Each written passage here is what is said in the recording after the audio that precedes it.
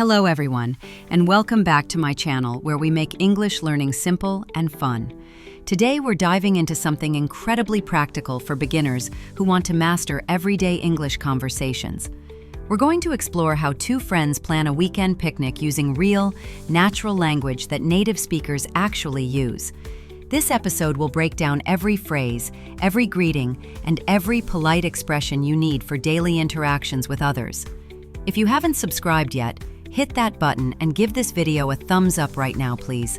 Learning conversational English doesn't have to feel overwhelming when you understand the building blocks of simple dialogues like this one. Let me start with why casual conversations about weekend plans matter so much for your English learning journey today. When you chat with friends in English, you're not writing formal emails or delivering presentations to large corporate audiences.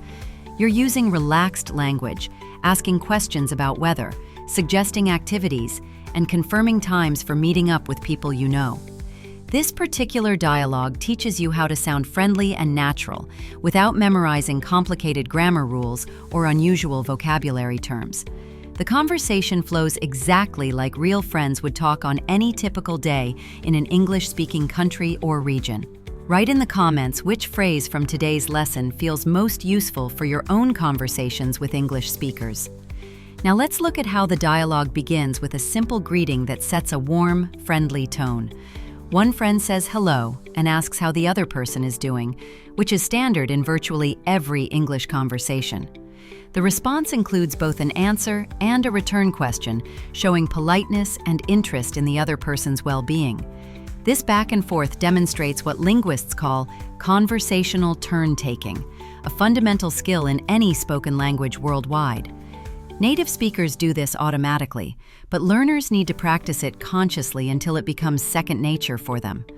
The weather comment comes next, which might seem trivial but actually serves an important social function in English culture. If you're enjoying this content and want more practical English lessons, please hit like and subscribe if you haven't already. Small talk about weather breaks the ice and creates a comfortable atmosphere before moving to the main conversation topic. The suggestion for a picnic appears naturally after the weather discussion, showing how topics flow logically in real conversations today. Notice the friend doesn't demand or command, but instead asks, "Would you like to go?" which sounds polite and respectful. This modal verb structure is crucial for making suggestions without sounding bossy or rude in English-speaking environments and situations. The responding friend shows enthusiasm by saying, "That sounds great," which is a common phrase for expressing agreement, enthusiastically. Then comes the practical question about timing. When should we go? Which moves the conversation from abstract idea to reality. Each sentence builds on the previous one, creating a natural progression that makes the dialogue feel authentic and unforced. Share in the comments below which part of this planning process you find most challenging in your own English conversations. The confirmation of Saturday as the day involves more polite language patterns that beginners should study carefully and practice regularly. One friend suggests Saturday while checking if that works for the other person, showing consideration and flexibility in planning. The phrase "works for me" is incredibly useful and appears constantly in scheduling conversations among native English speakers everywhere. Then the conversation moves to location with another polite question structure about where they should meet for their outing. The park suggestion comes with a brief reason, explaining that the weather will be nice, which makes suggestions more persuasive. This cause and effect pattern appears throughout English conversations, helping speakers justify their ideas and preferences to their conversation partners. Notice how the friends keep checking with each other rather than making unilateral decisions about their shared plans together. The final part of the dialogue covers time confirmation and ends with a friendly closing that wraps everything up nicely. When one friend suggests 10 in the morning, the other confirms it's perfect, showing clear agreement and enthusiasm again. This repetition of positive language strengthens social bonds and ensures both people feel happy about the arrangement they've just made. The phrase "see you then" is a standard way to end planning conversations in English-speaking countries and cultures. It's brief, friendly, and signals that the conversation has reached its natural conclusion without awkwardness or unnecessary extra words. The final goodbye keeps things warm and positive, leaving both speakers feeling good about their upcoming weekend activity together.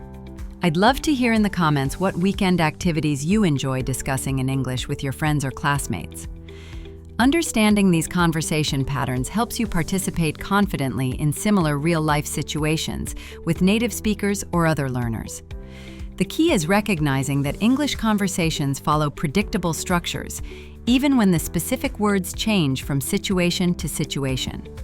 You start with greetings, move to small talk, introduce your main topic, discuss details, and close politely, warmly.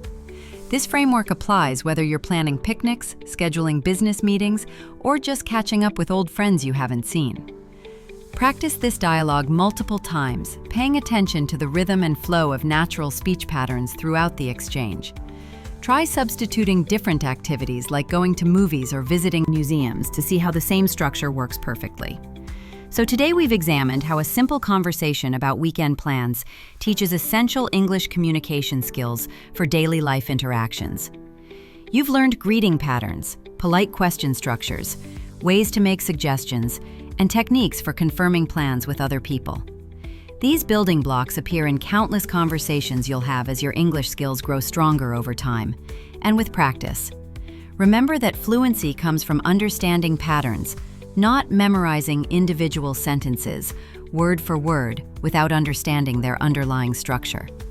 Keep listening to natural dialogues, analyzing how native speakers construct their sentences, and practicing these patterns in your own conversations.